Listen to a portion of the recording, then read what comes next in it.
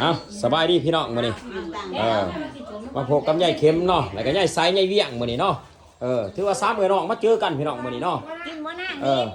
บ่มีหยังมาต้อนรับกันก็ถือว่าตำสมเนาะพี่น้องเนาะโอ้ตำสมก็ถือว่าสูตรพริก2หน่วยเนาะ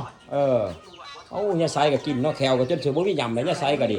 ปีนี้ก็ถือว่าเฒ่าแห้งอันนี้เนาะโอ้ยายเวียงเฮ็ดเป็นเบิร์นอยู่เนาะยายเวียงนี่ถือว่าลูกสาวหลาเนาะน้องสาวหลาเนาะยายเวียงนี่เนาะน้องสาวหลายายเข็มนี่ถือว่าเอื้อยกุ๊กยายไซนี่ก็เอื้อยร้องเนาะโ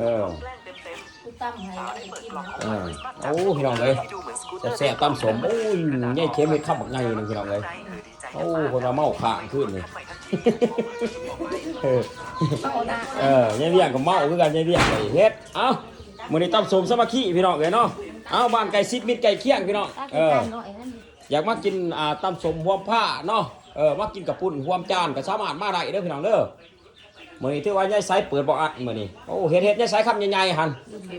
ให้พ่อแม่พี่น้องเบิ่งน้ำแน่หั่นโอ้โหจะน้ำลายแตกน้ำเพิ่นว่าโอ้แซ่บบ่ดีพี่น้องเอ้ยเนาะ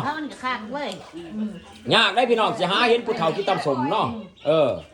ผู้เฒ่ากินตำสมนี่ยากเนาะถ้าพ่อแม่พี่น้องเนาะมาคลิปนี้อย่าลืมฝากกดไลค์กดแชร์เนาะกดติดตามยังร้ายยังขึ้นพูดหาเลี้ยงตึงโอ้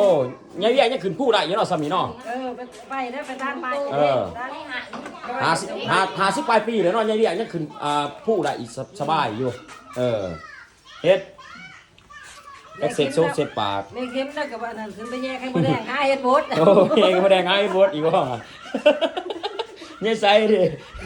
ยายไซก็ไปหาไข่มดแดงคือกันเนาะเอ้ากินเนี่ยมันอิ่มมีครับมีแห้งเดี๋ยวจะไปต่อยไข่มดแดงใหม่บ๊ายบายพี่น้อง